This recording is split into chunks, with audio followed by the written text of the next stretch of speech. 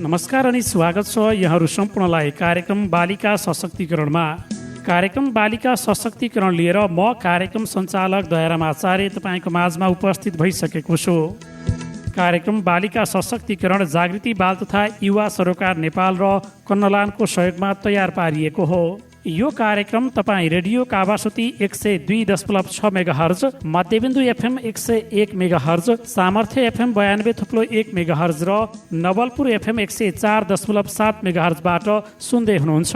कार्यक्रम बालिका सशक्तिकरणमा रहेर हामीले किशोर किशोरीसँग सम्बन्धित विभिन्न कुराकानीहरू प्रस्तुत गर्ने गर्दछौँ। खास गरेर बालिका शिक्षा, स्वास्थ्य, सुरक्षाका विषयहरूलाई समेत कार्यक्रममा उठान गर्ने गर्दछौँ। साथै समसामयिक विभिन्न विषयवस्तुहरूका बारेमा समेत कार्यक्रममा कुराकानी जोड्ने गर्दछौँ। कार्यक्रम बालिका सशक्तिकरणको आजको श्रृङ्खलामा हामीले अहिले विश्वव्यापी रूपमा फैलिरहेको कोभिड-19 को दोस्रो लहर फैलिरहेको छ। यसबीचमा यसले शिक्षा क्षेत्रमा समेत विभिन्न प्रभावहरू परिरहेको छ र कावासुती नगरपालिकामा अहिले कोभिड-19 को यो लहर फैलिरहँदा अबको शिक्षा कार्यक्रमहरूलाई कसरी अगाडि बढाउने कुरा गरिएको छ। यससँग सम्बन्धित रहेर र सँगै अन्य विभिन्न विषयवस्तुहरूसँग जोडेर कुराकानी जोड्न खोजिरहेका छौँ। यस विषयमा कुराकानीका लागि आज हामीसँग कावासुती नगरपालिका शिक्षा शाखा प्रमुख क्षेत्रबहादुर भण्डारीज्यू रहनु भएको छ। अबको क्रममा उहाँसँग गरिएको यो कुराकानी।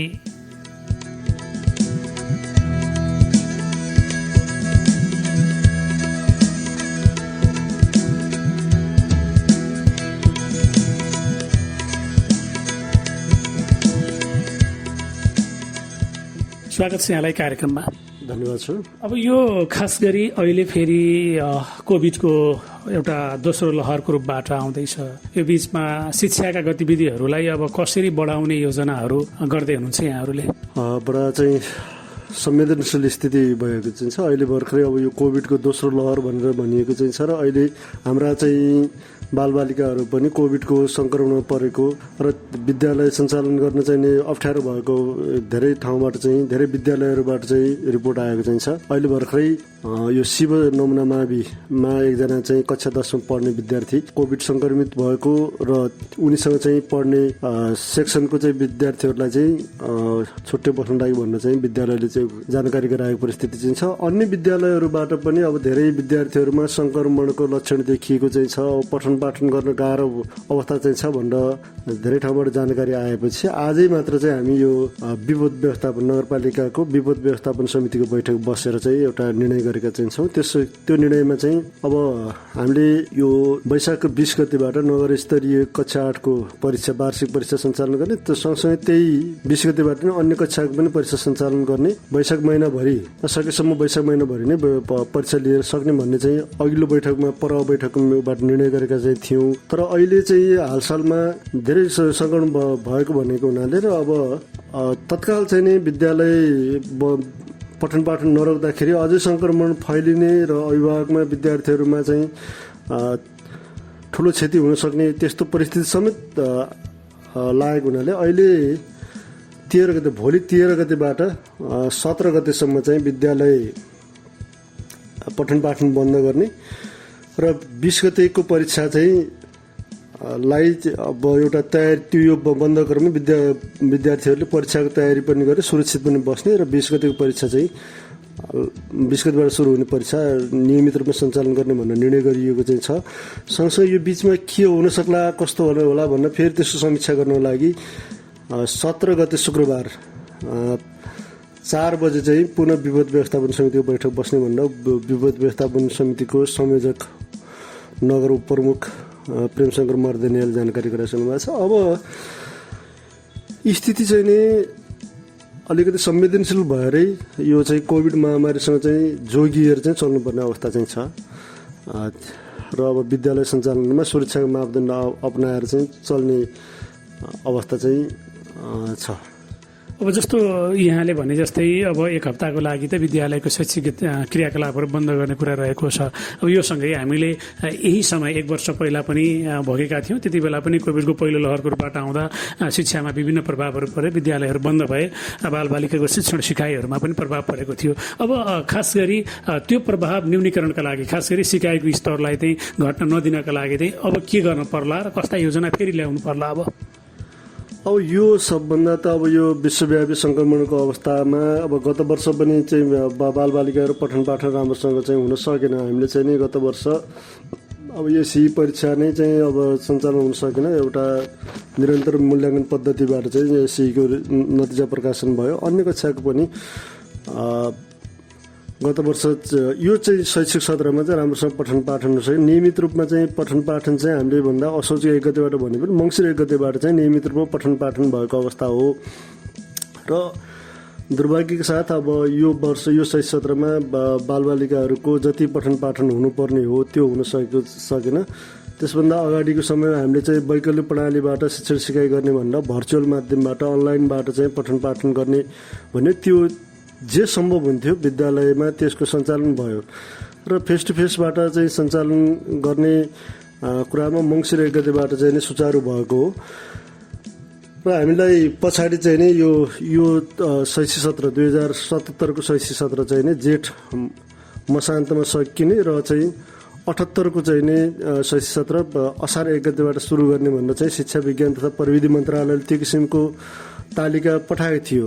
र अब त्यही अनुसारै जाने चाहिँ तयार थियो। बिचमा फेरि यो चाहिँ कोभिडको दोस्रो लहर आयो। अब चाहिँ नि के हुने भन्ने कुरा चाहिँ सन्दर्भमा अब यो ठ्याक्कै यसरी गर्ने भन्न चाहिँ सकिने अवस्था चाहिँ छैन। तर एउटा सिद्धान्त के भने जुनसुकै अवस्थामा पनि विद्यार्थीले पढ्ने पठन पाठन गर्ने सिक्ने कुरा रोकिनु हुँदैन भन्ने कुरा चाहिँ विश्वव्यापी रूपमा त्यो मान्यता रहन्छ। र हामीहरूले पनि त्यही बच्चाहरूको पढाइ कुनै पनि अवस्थामा रोकिनु हुँदैन भन्ने सन्दर्भमा कुरा गर्दा अब स्थिति सहज भयो भने त सहज ढङ्गले नै जान्छ, फेस टु फेस नै पठन पाठन हुन्छ। स्थिति असहज भयो भने वैकल्पिक प्रणालीबाट पठन पाठन गर्ने भन्ने चाहिँ जुन छ भर्चुअल माध्यमबाट चाहिँ पठन पाठन गर्नुपर्ने हुन्छ। अथवा सुरक्षा मापदण्डलाई अब यो सेक्युरिटी प्रोटोकललाई चाहिँ नि अपनाएर अब चाहिँ सिफ्टमा डिस्टेन्स कायम गरेर त्यसरी सञ्चालन पर्ने हुनसक्छ। अब अहिलेसम्म हाम्रो सुचारू भइरहेको पठन पाठन अब भोलिबाट चाहिँ नि 17 गतिसम्म बन्द हुने हो। अब त्यसपछिको सिचुएसन हेरेर परीक्षा लिइसकेपछि नयाँ शैक्षिक सत्रमा कसरी जाने भन्ने कुरा अब तत्कालीन स्थितिको समीक्षा गरेर अनि त्यो अनुसारको वैकल्पिक विधि अपनाएर जानुपर्ने हुन्छ। अब त्यसलाई चाहिँ नि तत्कालीन स्थितिको समीक्षा गरेर मात्रै भन्न सकिन्छ। तर अब स्थिति असहज हुँदै गयो भने अहिले भन्न सकिने कुरा के हो भने वैकल्पिक विधिबाट भयो भने पठन पाठनलाई अगाडि बढाउन सकिन्छ। अहिले यति कुराहरू भन्न सकिन्छ।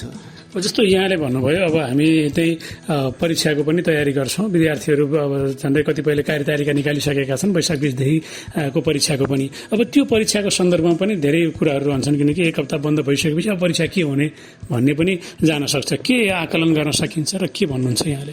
अब यो जसमा लाग्छ अब यो विद्यार्थीहरूले वर्षभरि पढेकोलाई चाहिँ परीक्षा नदिइकन त्यत्तिकै चाहिँ हुँदाखेरि विद्यार्थीहरूमा पनि अभिभावकमा पनि विद्यालयमा पनि एकदमै चाहिँ तनावको अवस्था हुँदो रहेछ, जुन चाहिँ हामीले गत वर्ष भोगिसक्यौँ। त्यसो भएर हामीले सकेसम्म चाहिँ यो वैशाख 20 गतेबाट सञ्चालन गर्ने जुन परीक्षाको तालिका चाहिँ छ त्यो अनुसारै परीक्षा सञ्चालन गर्ने सकेसम्म स्थिति चाहिँ नै भयावह भयो भने चाहिँ त्यो हाम्रो काबुमा रहेन। हाम्रो काबुमा रहेसम्म चाहिँ वैशाख 20 गतेबाट हुने भनेको परीक्षालाई चाहिँ नियमित रूपमा सञ्चालन गर्ने, बरु चाहिँ परीक्षा सञ्चालन गर्नको लागि चाहिँ अलिकति अब 2 सिफ्टमा गरेर डिस्टेन्स कायम गरेर परीक्षा सञ्चालन गर्न सकिन्छ भन्ने चाहिँ अहिलेसम्म हाम्रो चाहिँ त्यो अपेक्षा चाहिँ छ। फेरि पनि यो 4-5 दिनको अवस्थामा अवधिमा चाहिँ कस्तो परिस्थिति रहन्छ भनेर चाहिँ समीक्षा गर्नुपर्ने हुन्छ। त्यसकै लागि चाहिँ मैले अघि पनि उल्लेख गरिसकेँ 17 गते शुक्रबारको दिन फेरि विपदको बैठक बस्छ। त्यसमा चाहिँ हामीहरूमा यो सबै विद्यालयहरूबाट अरू चाहिँ परिस्थितिको पनि चाहिँ जानकारी भइसक्ला। हामी चाहिँ त्यसलाई चाहिँ लिएर विपदमा राख्छौँ। स्थिति सहज भयो भनेपछि अब त्यही अनुसारै रुटिन अनुसार जान्छ।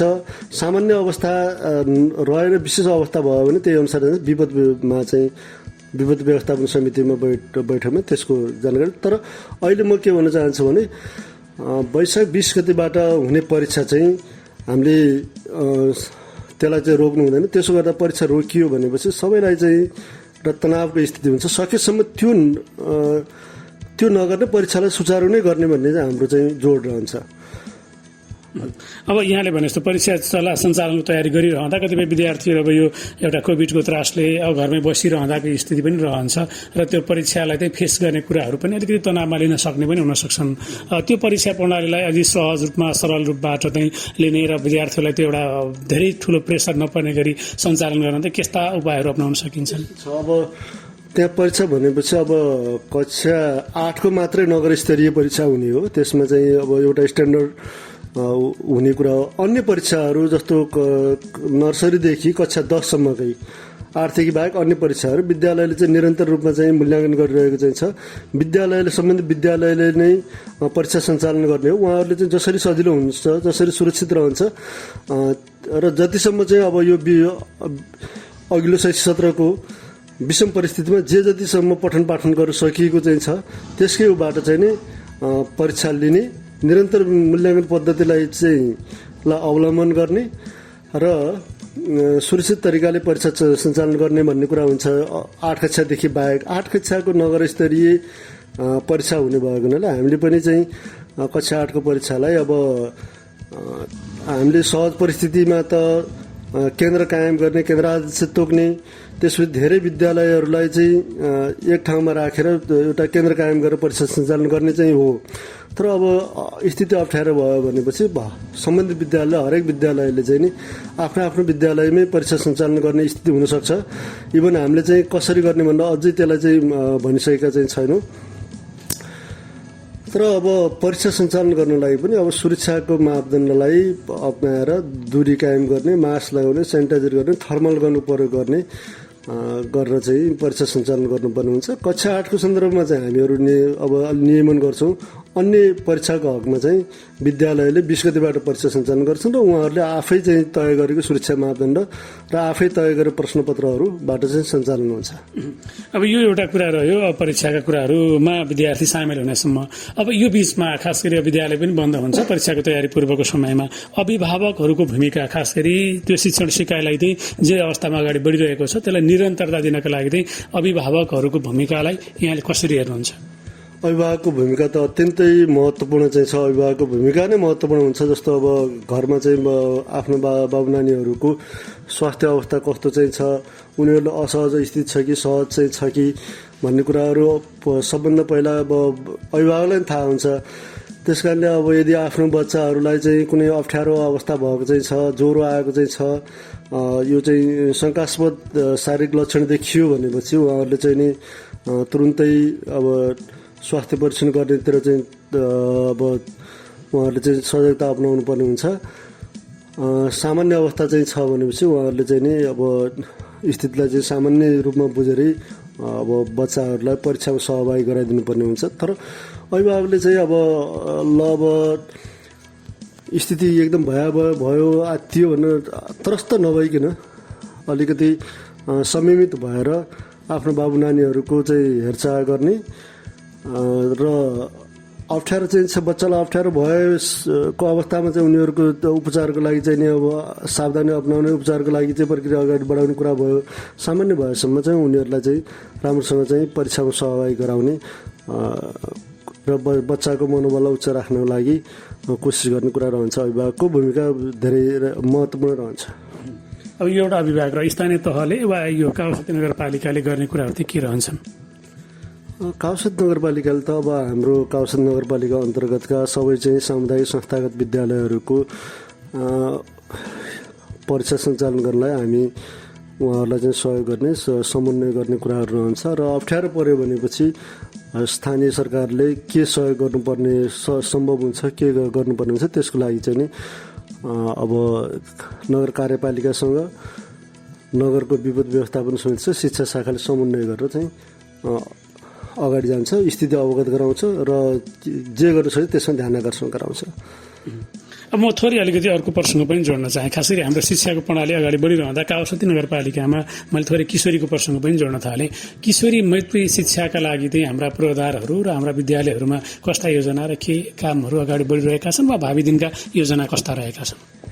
अब यो किशोरीहरूको सन्दर्भमा अहिले चाहिँ हामीले तत्काल चाहिँ अहिले गर्न लाग्यो भने यो चाहिँ सेनिटरी प्याडको कुरा चाहिँ धेरै महत्त्वपूर्ण चाहिँ छ। यो नेपाल सरकारको सङ्घीय बजेटबाट चाहिँ सेनिटरी प्याड वितरण गर्ने कार्यक्रम चाहिँ छ र त्यसको लागि अलिकति हामीले अब सार्वजनिक खरिद नियमको प्रक्रिया गर्ने पर्ने भएन। त्यसलाई चाहिँ हामीले बोलपत्र आह्वान गरेर र अब सप्लायरलाई चाहिँ सबै किसिमले योग्य भएको सप्लायरलाई चाहिँ नि अब त्यो सामग्री खरिद गर्नको लागि र यहाँ चाहिँ ल्याइदिनु लागि त्यसको प्रक्रिया अगाडि बढिसकेको चाहिँ छ। र कक्षा भनौँ न कक्षाको कुरा भन्दा पनि अब प्राथमिक तहदेखि माथिल्लो तह अब माध्यमिक तहसम्मका जुन किशोरीहरू मासिक रूपमा अब महिनावारी हुन्छ उनीहरूलाई चाहिँ निःशुल्क सेनिटरी प्याड व्यवस्थापन गर्ने एउटा प्रत्यक्ष रूपमा चाहिँ नानीहरूले चाहिँ पाउने सुविधा यो चाहिँ छ। त्यसै गरी जनस्वास्थ्य शाखासँग समन्वय गरेर यो आइरन फोलिक भन्दो रहेछ त्यो पनि वितरण भएको चाहिँ छ। अहिले मलाई चाहिँ जानकारीमा भएका कुराहरू यी नै हुन् है। अन्य कुराहरू पनि होलान् अन्य संस्थाबाट सञ्चालित, त्यसको चाहिँ हामी एकीकृत रूपमा चाहिँ यो चाहिँ छ भनेर अब त्यसलाई समन्वय गर्ने काम चाहिँ अझै गर्न बाँकी छ जस्तो मलाई लाग्छ। अहिले चाहिँ अब किशोरी शिक्षाको लागि अब हाम्रो स्वास्थ्य तथा जनसङ्ख्या स्वास्थ्य वातावरण तथा जनसङ्ख्या शिक्षामा त्यो विषय नै चाहिँ छ। त्यहाँ धेरै कुराहरू सम्बन्धी विद्यालयको शिक्षकबाट चाहिँ नि विषय शिक्षकबाट पठन पाठन हुने कुराहरू चाहिँ छ। नेपाल सरकारको तर्फबाट मैले अघि नै भनेछु यो सेनिटरी प्याड चाहिँ वितरण गर्ने कार्यक्रम चाहिँ छ। जस्तो नगरको स्थानमा तपाईँ यहाँ भएर नगर शिक्षा शाखाको यो प्रमुख रूपबाट काम गरिरहँदा काउसुदी नगरपालिकामा किशोर वा किशोरी दुईतिरकोबाट शिक्षाको लिने वा विद्यालय छोड्ने दर वा शिक्षण सिकाइको दरहरू फरक छन् वा के पाउनुहुन्छ यहाँ?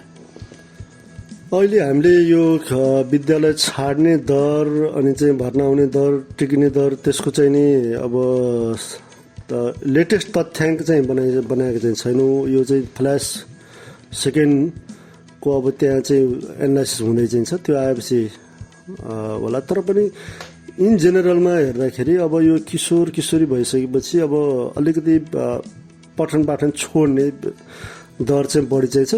त्यही रूपमा चाहिँ हाम्रो पालिकामा पनि त्यो ट्रेन्ड चाहिँ राष्ट्रिय ट्रेन्ड यहाँ पनि चाहिँ छ। अब त्यसलाई रोक्नको लागि वा नियन्त्रण गर्नका लागि वा उनीहरूलाई निरन्तर शिक्षामा जोडिराख्नका लागि चाहिँ के हुन सक्छन् अब थप योजनाहरू? त्यसको लागि त अब उनीहरूलाई सबभन्दा पहिला त विद्यालयमा टिकाउनकै लागि चाहिँ नि अब कार्यक्रम चाहिँ अघि सार्ने हो।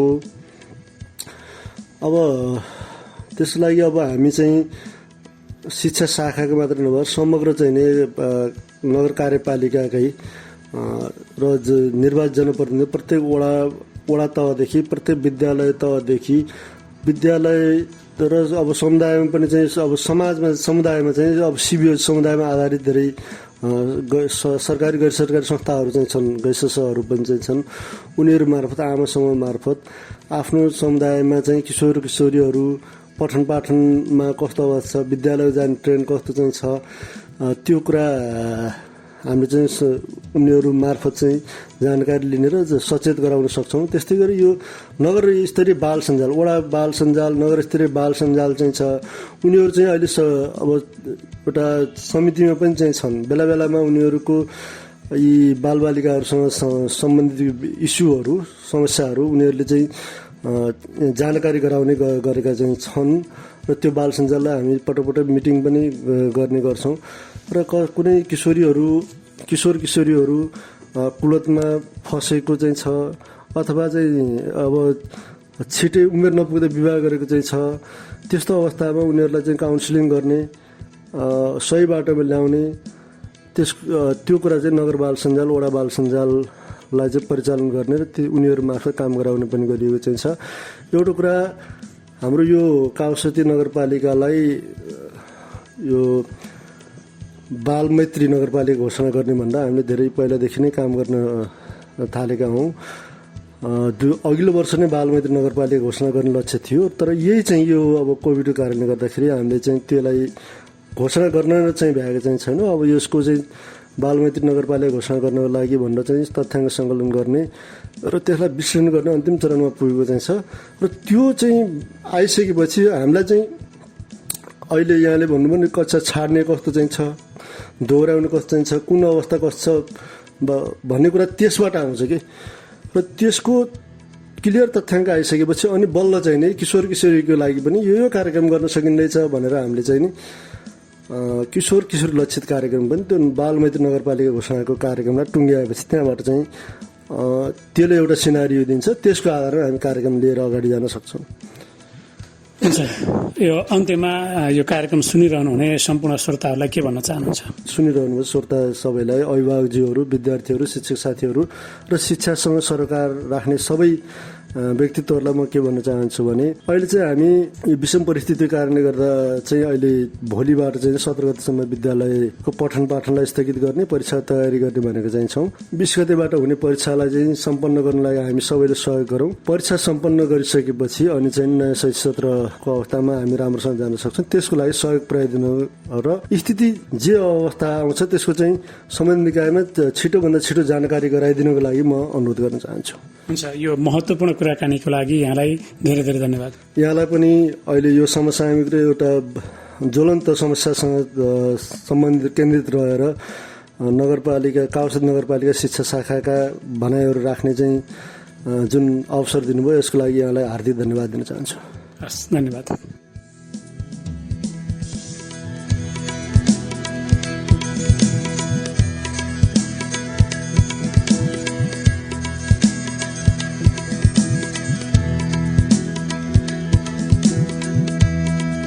हामी कार्यक्रम बालिका सशक्तिकरणमा रहेका छौँ। यतिन्जेल हामीसँग कुराकानीका लागि कावासोती नगरपालिका शिक्षा शाखा प्रमुख क्षेत्रबहादुर भण्डारीज्यू रहनु भएको थियो। उहाँसँग रहेर खास गरी कोभिड-19 को यो प्रभाव परिरहँदा शिक्षाका कार्यक्रमहरू कसरी अगाडि बढ्दछन्, वैकल्पिक शिक्षालाई कसरी अगाडि बढाउन आवश्यक रहेको छ, बालबालिकाको सिकाइको अवस्थालाई घट्न नदिनका लागि कसले के भूमिका निर्वाह गर्न सकिन्छ, वैकल्पिक प्रणालीबाट कसरी शिक्षण सिकाइलाई अवलम्बन गर्न सकिन्छ लगायत विभिन्न विषयवस्तुमा केन्द्रित रहेर कुराकानी जोडिसकेका छौँ। कार्यक्रम बालिका सशक्तिकरणमा यिनै कुराकानी गर्दा गर्दै आजको यस श्रृङ्खलाको समय सकिन लागेको छ। यो कार्यक्रम जागृति बाल तथा युवा सरोकार नेपाल र कल्नलानको सहयोगमा तयार पारिएको हो।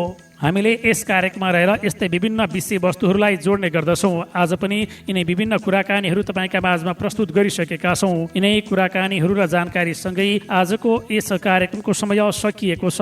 यतिन्जेल कार्यक्रम सुनेर साथ दिनुभएकोमा यहाँहरू सम्पूर्णलाई धेरै धेरै आभार प्रकट गर्दै पुनः आगामी अङ्कमा हामीले बालबालिका किशोरीसँग सम्बन्धित विभिन्न कुराकानीहरू लिएर उपस्थित हुने बाचाका साथ बिदा हुने अनुमति चाहन्छौँ। हवस् त, नमस्कार।